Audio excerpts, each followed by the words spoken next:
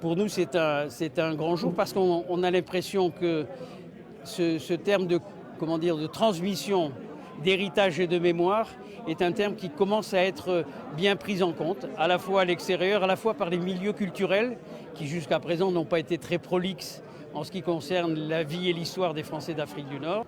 C'est une période particulière parce que vous avez toute une génération malheureusement qui disparaît, qui sont les personnes qui sont nées de l'autre côté de la mer et qu'elles ont des histoires à raconter, leur propre histoire, leur histoire familiale à raconter. Et à chaque fois qu'on les laisse partir sans avoir pris une partie de cette mémoire-là, quelque part on perd un peu de la mémoire collective. Donc aujourd'hui, il y a des enfants, il y a des petits-enfants qui souvent n'ont pas eu l'information de la part de leurs parents parce qu'il y a eu un blocage comme ça, une difficulté à exprimer ce que les gens avaient vécu de l'autre côté de la mer parce que ça avait été dur, ça avait été violent, qu'il y a eu un exode en 62 qui a été très dur.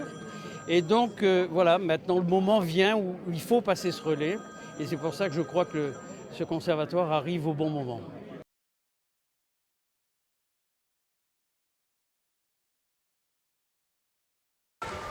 Derrière cette porte se cachent bien des trésors. Donc maintenant nous allons entrer dans la zone interdite au public avec la totalité de nos collections conservées ici. Plus de 88 000 archives sont confinées dans cette réserve. Des croquis de paysages algériens réalisés il y a près de 2 siècles, aux objets encore plus personnels. Alors l'histoire de cette tasse est très originale. Donc c'est un couple au moment de l'exode en 62. Donc le couple travaillait à l'hôpital d'Alger et ils ont pris leur dernier petit déjeuner à l'hôpital d'Alger avant de quitter l'Algérie à ce moment-là. Des témoins directs de l'histoire des familles françaises ayant vécu en Afrique du Nord, principalement de 1830 à 1962. Pour ce pied noir, parti d'Algérie à 20 ans, les souvenirs refont surface. C'est toute mon enfance, voilà, de voir encore des images et de la région, ça me fait quelque chose. Des caricatures ou encore des cartes postales sorties de l'oubli. Le moyen pour cette famille de transmettre une mémoire collective et de renouer le dialogue. Moi je suis fils de pied noir, donc ça fait plaisir de voir, on peut dire un peu l'origine et de voir la continuité, un peu de la transmission du savoir et de l'histoire. J'étais pas au courant de tout ça et comme ça je sais un peu d'où je viens, toute mon histoire aussi indirectement. Je n'ai jamais pu parler, très rarement qu'avec mes oncles et mes tantes, bien entendu, de cette souffrance, de cette séparation, de ce qu'on subissait à l'école, tout cela. Les enfants ne l'ont pas connu, l'ont découvert très tard. Aujourd'hui inauguré, ce conservatoire national est désormais le nouveau foyer de la mémoire des pieds noirs. Pourtant, il a fallu plus de 40 ans pour qu'il voie le jour. L'histoire de l'Algérie, avec sa finale, la guerre d'Algérie, a été un élément tellement difficile et dur que les préoccupations des gouvernements, c'est de faire oublier. Sauf que l'oubli, ça tient un moment et puis un jour ça ressort. Dans la région PACA, ce sont plus de 300 000 personnes qui ont un lien de près ou de loin avec les rapatriés algériens.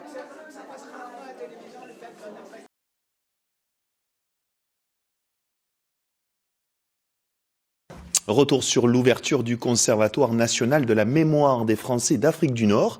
C'était hier à Aix-en-Provence, un grand jour pour tous les pieds noirs de notre région. À travers des photos, des archives, ce mémorial raconte l'histoire de ces Français qui ont dû quitter leur terre au début des années 60. Écoutons l'un des visiteurs de ce conservatoire.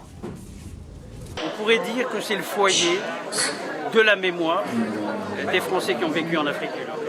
Donc c'est le réceptacle, l'endroit où on essaie de sauvegarder les preuves de cette mémoire, les termes de cette mémoire, de manière à pouvoir maintenant les transmettre aux générations qui nous suivent, aux enfants et aux petits-enfants.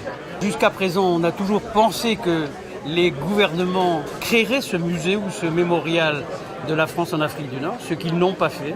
Et donc c'est un peu en désespoir de cause, mais aussi parce qu'on souhaitait se responsabiliser, qu'on a lancé ce projet. Du sport varois. Le centre abrite également des documents antérieurs à la guerre d'Algérie. Ces dessins du militaire français Dumoulin datent de 1830. Ça correspond au début de la colonisation française sur ce territoire. Cette carte est un plan de la conquête de Constantine en 1837. Pour les historiens, cela représente une mine d'informations. On reçoit des universitaires, on reçoit des particuliers, on reçoit beaucoup d'auteurs de livres qui travaillent aussi sur la mémoire. Donc on est ouvert à tout le monde. En 42 ans, le CDHA a collecté plus de 22 000 documents, et cela grâce aux maisons d'édition et surtout au nombreux dons des Pieds Noirs. Aujourd'hui, les documentalistes manquent un peu de place. Ils doivent emménager dans un lieu plus grand prochainement. Dimanche donc, le 50e anniversaire des accords d'Évian, nous y reviendrons. Si les cicatrices sont profondes, aujourd'hui la parole circule. Au Centre de documentation historique sur l'Algérie, Nicole Lanzini recueille les témoignages avant que le temps n'efface les mémoires. Un devoir de mémoire par rapport à eux, par rapport à mon grand-père tué en Algérie, par rapport à ma grand-mère qui a ramené tellement de souffrance qu'elle en a été physiquement diminuée toute sa vie, et bien sûr par rapport à mon père et ma mère.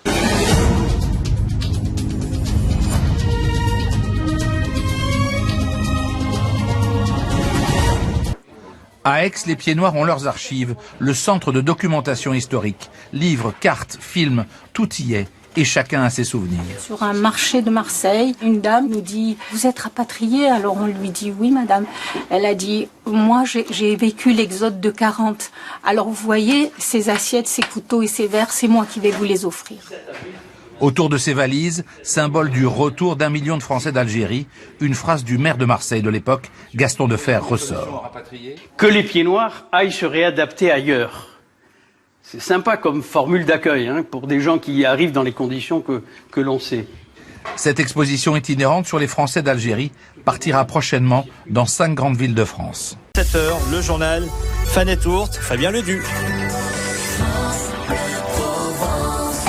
Les Français d'Afrique du Nord auront peut-être bientôt leur mémorial. En tout cas, le projet est bien avancé. Il est prévu pour 2018 à Aix-en-Provence. Les plans du futur bâtiment ont été dévoilés. Charlotte Couratin, il s'agit d'un conservatoire national de la mémoire des Français d'Afrique du Nord. Oui, ce bâtiment aura 2 fonctions, préserver les archives et les rendre accessibles aux visiteurs. Un aspect très important aux yeux de Joseph Pérez, président du Centre de documentation historique sur l'Algérie. Il sera déposé la mémoire de toute une collectivité qui a lié son sort à celui de l'Algérie. Ce bâtiment a pour vocation de recevoir un fonds documentaire constitué maintenant depuis 42 ans. Et ce projet n'a pas été simple à mettre en place. Il y a eu des influences de l'Algérie d'aujourd'hui qui ont considéré qu'il y avait là une réhabilitation. On s'est trouvé dans la polémique liée à l'histoire de chacun. Son initiative privée a en tout cas séduit la mairie d'Aix, comme l'explique Gérard Bramouli, premier adjoint au maire. C'est un projet ambitieux qui est lié au fait que dans l'histoire de la ville d'Aix-en-Provence, les rapatriés ont un rôle extrêmement important. Tous les maires, quelle que soit leur sensibilité, ont soutenu ce groupe. Des propos recueillis par Charlotte Couratin. Le coût total de ce projet est estimé à 4,5 millions d'euros. Et Michel nous dit sur Facebook qu'elle est pour un tel mémorial. D'ailleurs, elle dit qu'elle ira le visiter. Je pense que le droit de mémoire doit exister pour l'Algérie qui a été française pendant 132 ans.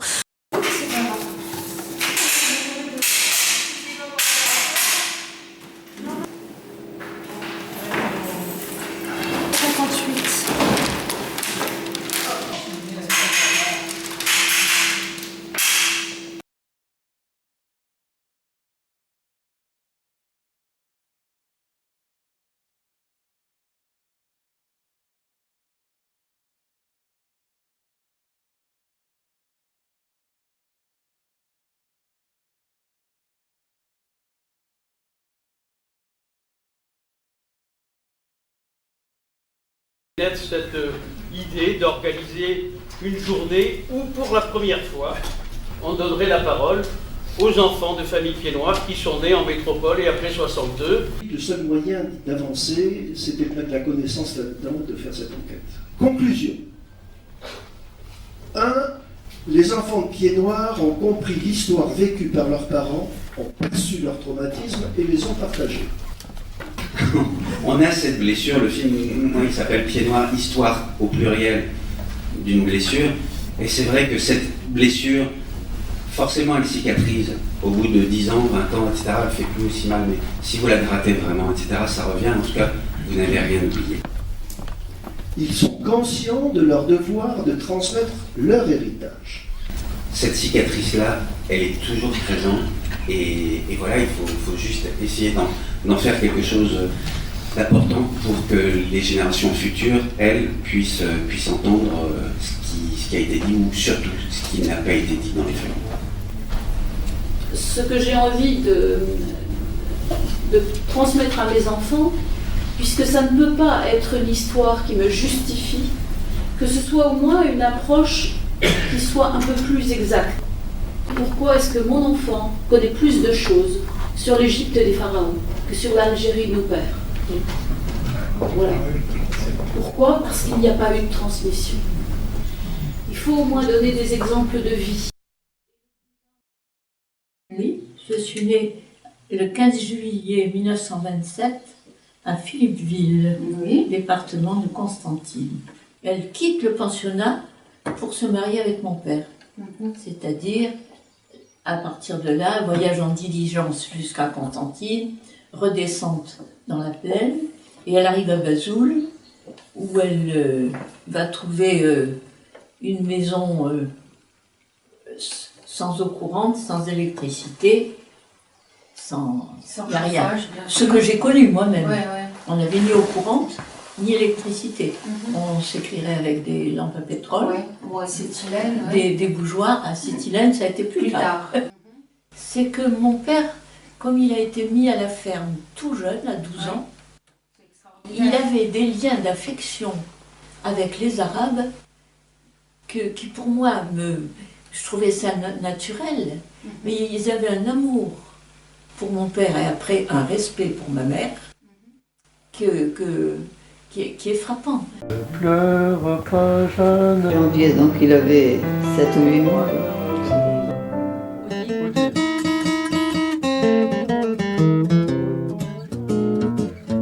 Le 25 janvier, donc il avait 7 ou 8 mois. Ah, Madame Grieg, Monsieur Grieg, c'est peut-être son baptême alors.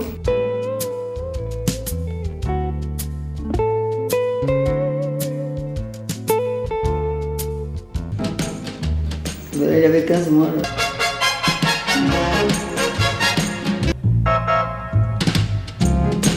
Et c'est qu'habite, et c'est qu'elle habitait comme ça au bord de la plage.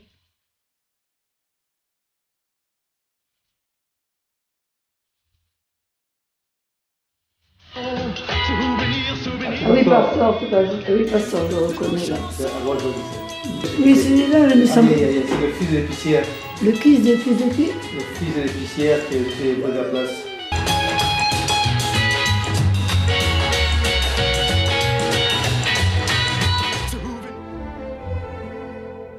Voilà, Loli derrière. Voilà, on allait faire voler les cerfs-volants là-bas. Voilà Jeannot, tiens. Jeannot. Ça c'était Huguette, ça. C'était sa sœur. C'était le plateau du marabout. Christine, ça c'est Albert. Le père de Jeannot. C'est Maggie, non? Maggie, et derrière c'est Christine. Et là ça doit être Jean-Pierre derrière. La Loli. Ça me fait plaisir de voir ces images-ci. Ah bah c'est la mère de Jeannot, ça, tiens. Elle était grande. Son père était tout petit, mais elle était grande. Alors on emportait les chaises et on cassait la croûte là-bas. Un dimanche, de temps en temps, on allait faire voler là-bas. C'était à Pâques, probablement. Shreya, on avait une vieille dame qui était ça, une vieille tante qu'on n'aimait pas du tout, mais qui nous gardait. Et derrière, vous voyez Mohamed. Mohamed, c'était notre prince. Il restait, il gardait la maison, il habitait dans un douar un peu plus loin. Et Mohamed, on l'adorait parce qu'il avait compris que la vieille tante, elle n'était pas toujours sympa avec nous. Il l'appelait Bababam. Elle ne savait pas qu'on l'appelait Bababam. Et de temps en temps, il venait par derrière. Attention, il y a Bababam, attention. Il nous protégeait, on l'aimait beaucoup, notre Mohamed. Alors ça, c'est intéressant parce que c'est le volet. On avait un groupe d'amis. C'était un groupe qui était fait en grande partie des médecins d'Alger. Tous les amis de mes parents étaient les médecins qui avaient fait leurs études ensemble. Et ils se sont suivis tout le temps. Et nous, on a vécu tout le temps avec tout ce groupe. Et dans tous les films de maman, donc de Madame Dumazer, vous verrez toujours les mêmes enfants, les mêmes personnes, parce que c'était notre groupe avec qui on vivait. On avait vécu une vie extraordinaire. Toutes nos vacances, on les passait ensemble. Maman, c'est la seule fois où on la voit, parce que c'est elle qui tient la caméra normalement.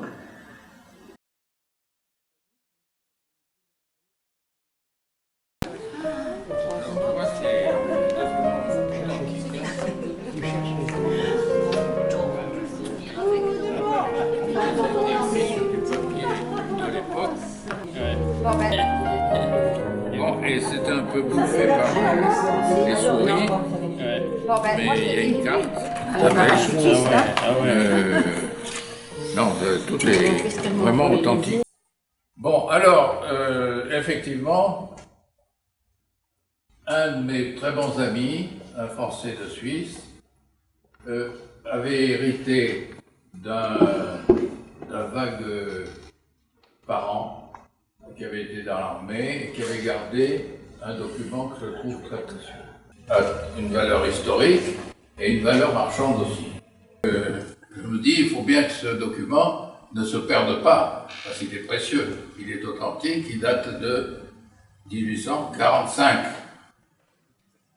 Et aujourd'hui, c'est le jour anniversaire des combats de Sidi Ibrahim. Donc merci de nous accueillir. Et je suis très heureux de remettre ce document chez vous. Cette narration des combats de Sidi Ibrahim, ça devrait aller chez les chasseurs. Car les chasseurs sont, eux, fidèles à Sidi Ibrahim. Mais je suis un chasseur. J'ai fait mon service militaire au 1er régiment de chasseurs parachutistes. Et maintenant, tant qu'à faire, c'est bien le rôle du CDHA d'hériter de ce document. Voilà.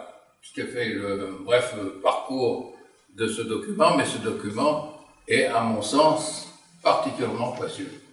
Voilà, et Marina qui, en tant qu'archiviste de cette maison, il va recevoir ce document. Je suis très heureux de vous remettre cet original. Oui. Une question. Oui. Est-ce que d'après toi, ceux qui ont écrit ce remarquable récit participaient ou pas à l'opération? À mon avis, oui. Que non. Bon, en tout cas, ça faisait partie de l'unité qui a été massacrée, parce que... C'était des zouaves, hein. Eux, c'était des zouaves, les deux. Oui. L'histoire intéressante à raconter, c'est qu'il y a des militaires français qui sont très peu, qui sont 80 à un moment donné, sont en carré, et ils subissent l'assaut des troupes d'Abdelkader, les cavaliers d'Abdelkader qui étaient plusieurs centaines.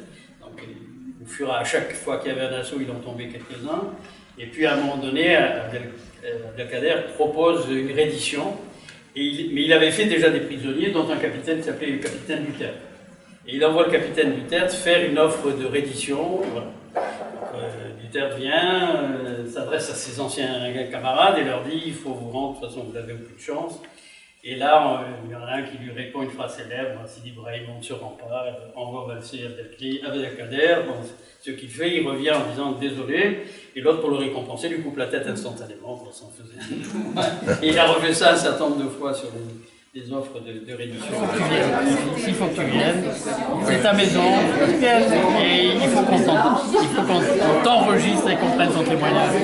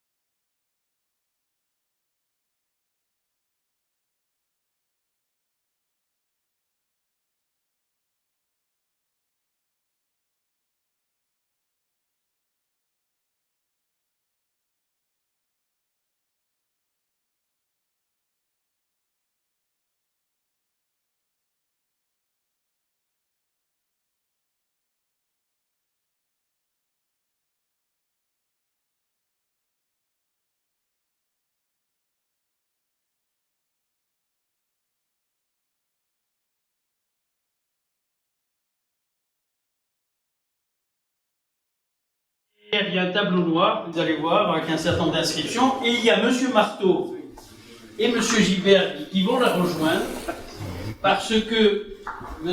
Marteau et M. Gibert ont fait une expédition il y a quelques semaines de cela, pour arriver à récupérer ce tableau noir avec les inscriptions scolaires qui sont dessus. Madame, si vous voulez bien prendre la liberté de tirer ce rideau-là.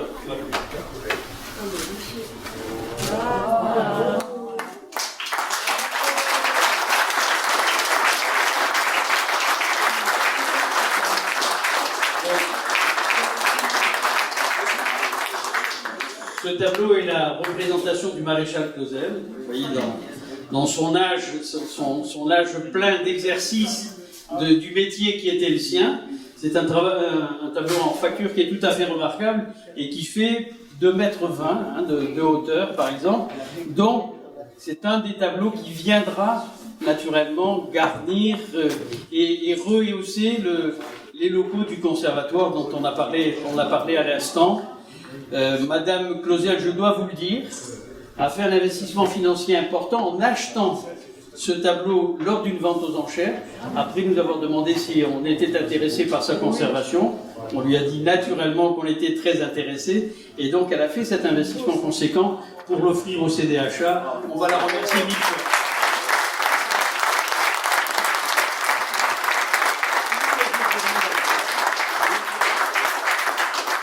Je suis très heureuse d'être ici et de pouvoir et d'avoir offert ce tableau au CDHA.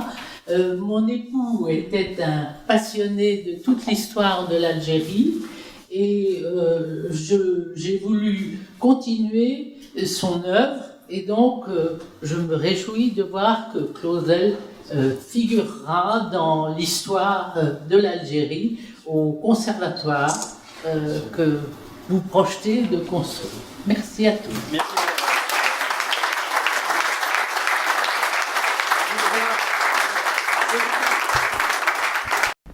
Les documents que vous allez entendre sont des documents authentiques, pris dans des conditions souvent difficiles, ce qui explique leur qualité parfois défectueuse. Ce digeste sonore des Journées d'Alger est réalisé et présenté par Maurice Bloch, avec la participation des reporters de Radio Algérie. Marcel Amrouche, Tony Arbona, Christiane Delacroix, Jacques Delalande, Jean-Claude Héberlé, Pierre-Olivier Martin, Raymond Tortora. Ici Jacques Delalande qui vous parle de la place de la Brèche que je domine du regard en ce moment. Oh, seul le garde à vous cette fois. Oui, je vois, j'aperçois, je distingue le général de Gaulle. Et c'était le même enthousiasme, le même accueil qu'allait recevoir le général de Gaulle l'après-midi même à Beaune.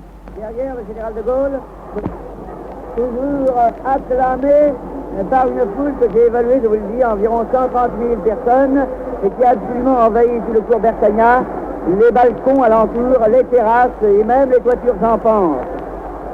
Pour ceux qui connaissent Beaune, pour ceux qui connaissent les cours Bertagnan, cette double allée, cette immense avenue, eh bien, sachez qu'elle est absolument noire de monde d'un bout à l'autre.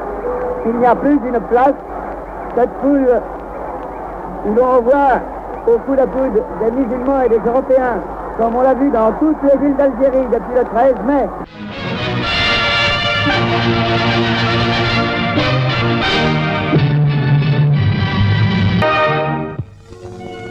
Dans le cadre de la semaine de solidarité pour l'enfance algérienne qui s'ouvre le 21 octobre et est destinée à rappeler à tous la réalité de la communauté franco-musulmane, M. Guy Mollet, président du Conseil, a voulu s'adresser directement aux jeunes Français.